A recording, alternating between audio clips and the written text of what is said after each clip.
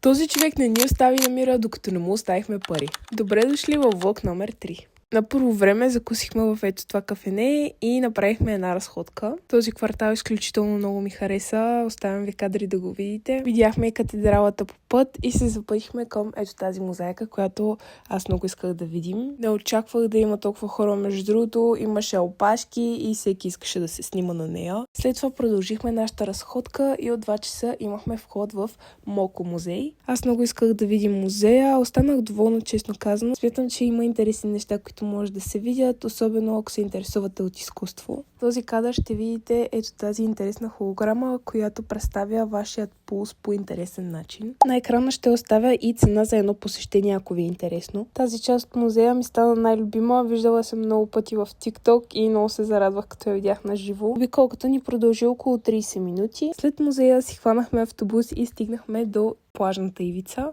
Имаше си доста хора, както и музиканти, които свириха за настроение. На нас ни беше най-интересно да видим ето тази висока сграда. Направихме си някоя друга снимка и след това се запътихме към лифта. Ще ви оставя и цената на екрана. Ние си бяхме закупили двупосочни билети, които ви предоставят разкошни гледки над Барселона. Имате достъп до 3 живописни станции: Парк дю Монтажуик, Мирамор и Кастел до Монтажуик, така че можете да слезете и да разгледате близките забележителности. И според нас гледката на цялата Барселона си заслужава да се види. След това наше приключение бяхме умрели от глад и седнахме да хапнем нещо набързо. Ще ви оставя и цени отново на екрана. Като цяло беше вкусно, естествено нямаше как да не се и окапя цялата. След хапването решихме, че ще обиколим магазините по центъра. Естествено нямаше нищо интересно. За вечер решихме, че ще си поръчаме покебол за вкъщи. Ще ви покажа и тук на екрана какво точно си поръчахме. Като вкус не беше нищо кой знае какво, но все пак се наядохме.